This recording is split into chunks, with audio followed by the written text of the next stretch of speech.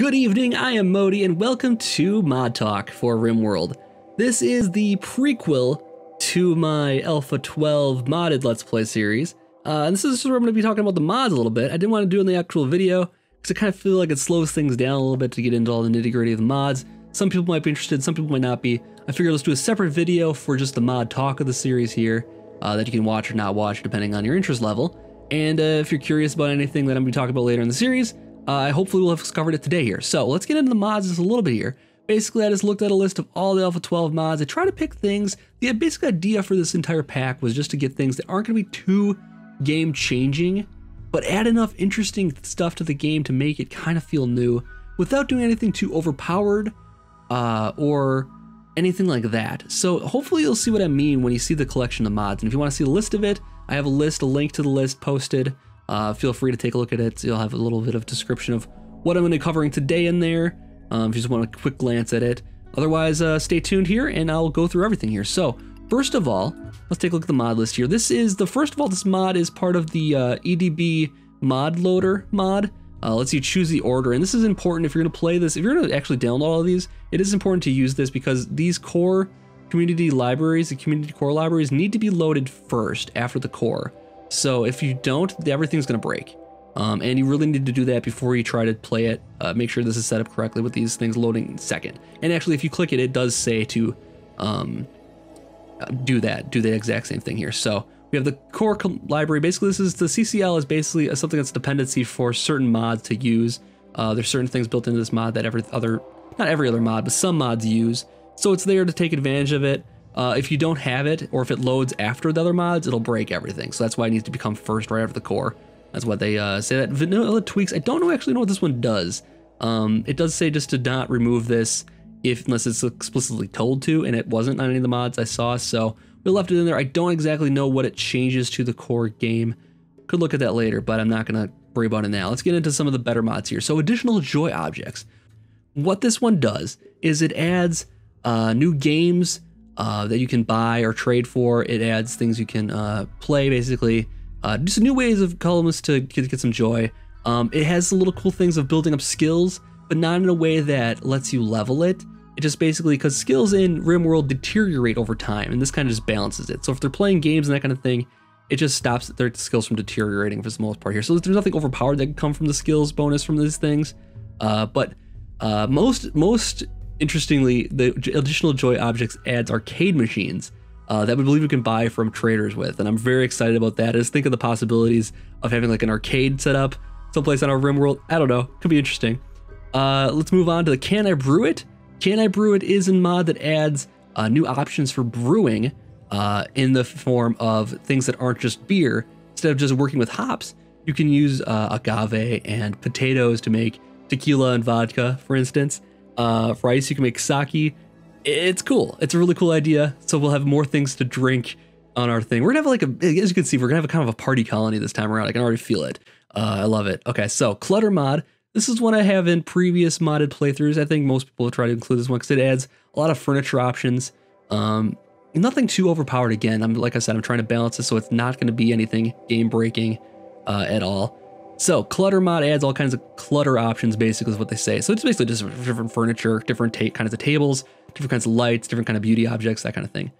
Glass and lights does basically what it says. It adds glass to the game, adds windows, adds also colored lights. So it adds different kinds of lighting. This is one of the few that requires the CCL. So make sure if you're going to use this mod, you have this part installed as well. Moving on, we have mending. And mending is a mod that basically adds a new crafting table and a new, it adds a new ability. One of the new job types, one of the work sets is mending.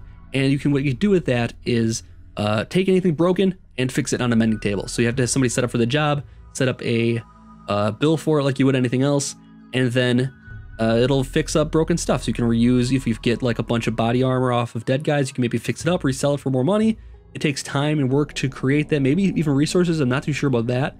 So it's not gonna be overpowered as far as selling, I think, but it may make certain like broken, shoddy things more useful, maybe. I think it might be kind of cool. Next, another big one. This is not even, again, nothing game breaking here, but one that has potential for cool stories is the romance mod. I read a little bit about this. Basically, you can add a little bit of drama to the colony. You can have colonists, you know, fall in love, make love, all that kind of stuff, and then like they'll get jealous of each other because that's how colonists work in this. It's just kind of cool. So it adds some new traits to your characters. It adds the ability to have a lovemaking job type, if you're interested in doing that, and it basically just lets you create new stories with the Rimworld, which I always am interested in doing. So I mean, that's what it's all about here, is the interesting stories we can tell, and I think the romance mod adds all kinds of options then. Medical info adds a new look at the tabs to, it adds a new medical info tab basically to your main overview at the bottom of the screen there. The medical info has basically a lot better breakdown of what, you know, your colonist's current like eyesight is. For instance, it'll say your eyesight is weakened, and it has a nice little graph showing how battered and beat up your colonist is, with a nice little graphical display. Instead of the clicking each colonist and seeing it individually, you can still do that. But what this provides is a more of an overall view.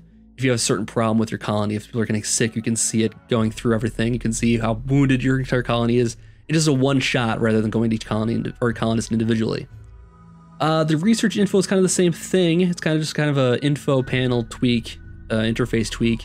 And this basically adds some new ways to sort your researching. Adds a couple new ways to look at it, kind of more of a tech tree kind of thing. Not exactly a tech tree, but gets a new way to visualize it at least. Work presets is a kind of cool one, kind of cool convenience one.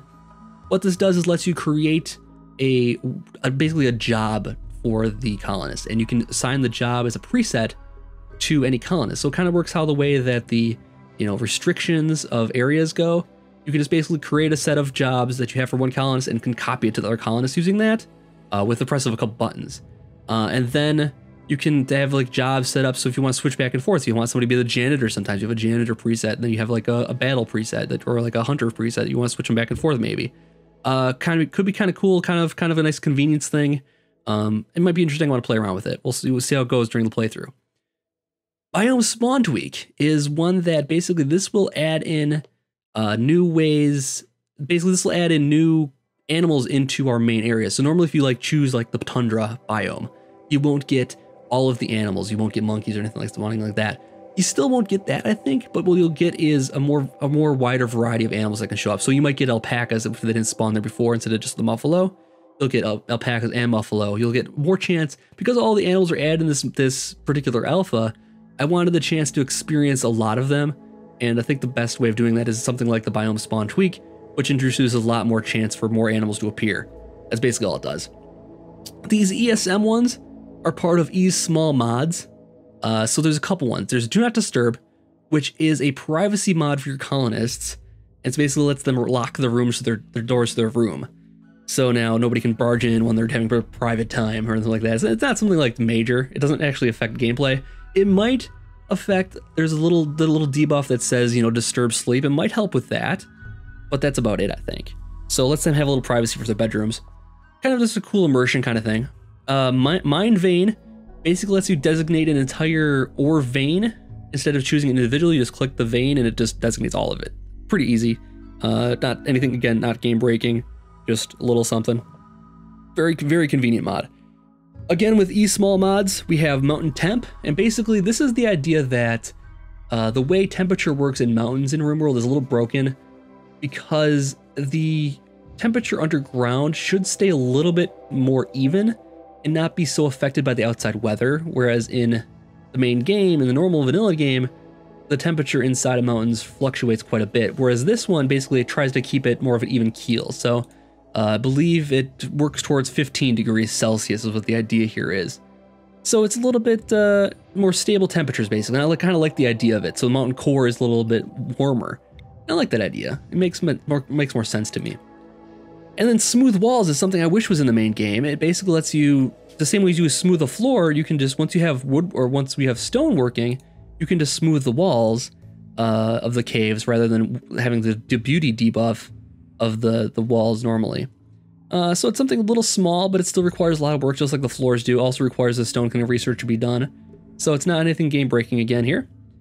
Gunsmithing. Normally in Rimworld, you can make weapons using the smithing bench. You can make melee weapons and that kind of thing, but you can't make guns.